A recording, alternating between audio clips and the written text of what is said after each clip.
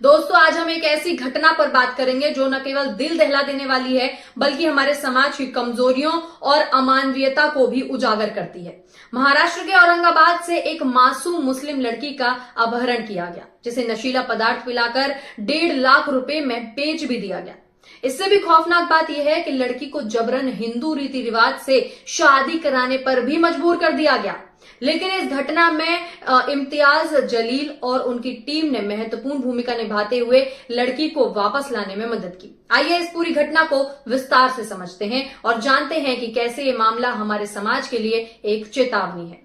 इस घटना की शुरुआत होती है महाराष्ट्र के औरंगाबाद रेलवे स्टेशन से, जहां एक दंपत्ति ने लड़की को निशाना बनाया। उन्होंने उसे एक ड्रिंक में नशीला पदार्थ मिलाकर पिलाया, जिससे वह बेसुध हो गई। लड़की की बेहोशी का फायदा उठाकर दंपत्ति ने उसका अपहरण किया और उसे मुंबई ले आए। अपहरण की यह साजिश एक बड़े नेटवर्क का हिस्सा थी, जिसमें इंसान की कीमत पैसों से लगाई जाती है। मुंबई पहुंचने के बाद अपहरणकर्ताओं की एक महिला साथी उनके साथ आ गई। उन्होंने लड़की को इंदौर ले जाने की योजना बनाई, जहां उसे और अधिक असुरक्षित माहौल का सामना करना पड़ा। लड़की को इंदौर से उज्जैन और फिर मध्य प्रदेश के मोरखा गांव तक ले जाया गया। ये एक लंबा और दर्दनाक सफर था, जहां हर कदम पर उस लड़की को अपनी जान का खतरा महसूस हो रहा था।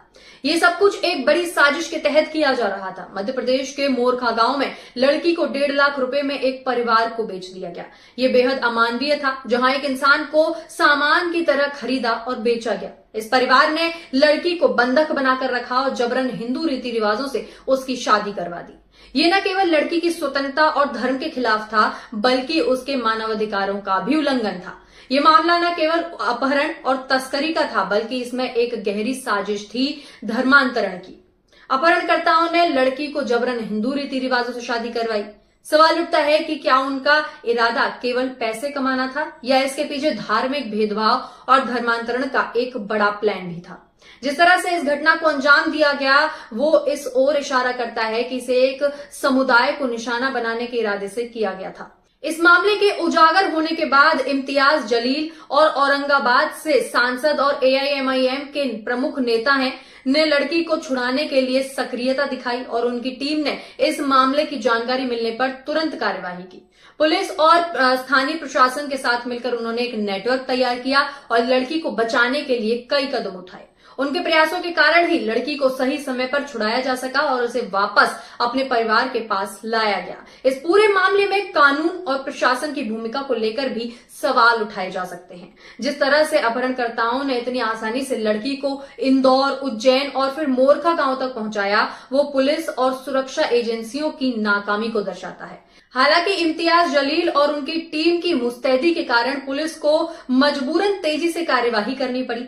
अब देखना यह है कि दोषियों को सख्त सजा मिलती है या फिर नहीं, और अगर मिलती है तो कितना वक्त मिलता है। इस घटना से हमारा समाज क्या सीख सकता है? क्या ये सिर्फ एक आइसोलेटेड इंसिडेंट है, या फिर हमारे देश में धर्म, जाति और संप्रदाय के नाम पर होने वाले अपराधों का ये सिलसिला चलता रहेगा? ये घटना केवल एक लड़की के अपहरण और धर्मांतरण तक सीमित नहीं है, बल्कि हमारे समाज के उस हिस्से को भी उजागर करती है जहां इंसानों के बीच नफरत, भेदभाव और असमानता आज भी जीवित है। अगर समय रहते इन मामलों पर कड़ी कार्यवाही नहीं की गई तो हमारा भविष्य और भी असुरक्षित हो जाएगा। जब इस घटना को प्रमुखता से कवर किया गया, जनता का ध्यान इस ओर आकर्षित हुआ और इस वजह से मामला तेजी से आगे बढ़ा। हालांकि गोदी मीडिया इस पर चुप बैठी रही। सोशल मीडिया पर भी लोगों ने इस घटना की निंदा की और पीड़िता को न्याय दिलाने की मांग की। लेकिन ये सवाल अब भी बना हुआ है कि क्या मीडिया और प्रशासन की सतर्कता तभी बढ़ती है जब मामला चर्चा में आ जाता है, या क्या हम इसे रोकने के लिए समय रहते कुछ कर सकते हैं? तो दोस्तों, ये घटना हमारे समाज की बर्बरता और अमानवीयता को उजागर करती है। एक मासूम लड़की के साथ जो हुआ वो निंदनीय है और इसके खिलाफ सख्त से सख्त कार्यवाही होनी चाहिए। इम्तियाज जलील और उनकी टीम का इस लड़की को बचाने में जो योगदान रहा वो सराहनीय है, लेकिन साथ ही ये भी जरूरी है कि हम इस तरह की घटनाओं के खिलाफ समाज में जागरूकता फैलाएं। ये घटना हमें चेतावनी देती है कि हमें एकजुट होकर ऐसी घटनाओं के खिलाफ आवाज उठानी होगी, ताकि भविष्य में ऐसी बर्बरता दोबारा ना हो सके। अगर आपको ये वीडियो जानकारीपूर्ण लगा हो तो इसे लाइक करें और जितना हो सके शेयर तो जरूर करें। चैनल को सब्सक्राइब करें ताकि आप हमारे साथ जुड़े रहें और ऐसी महत्वपूर्ण खबरों से अपडेट आप तक पहुंचती रहे। धन्यवाद।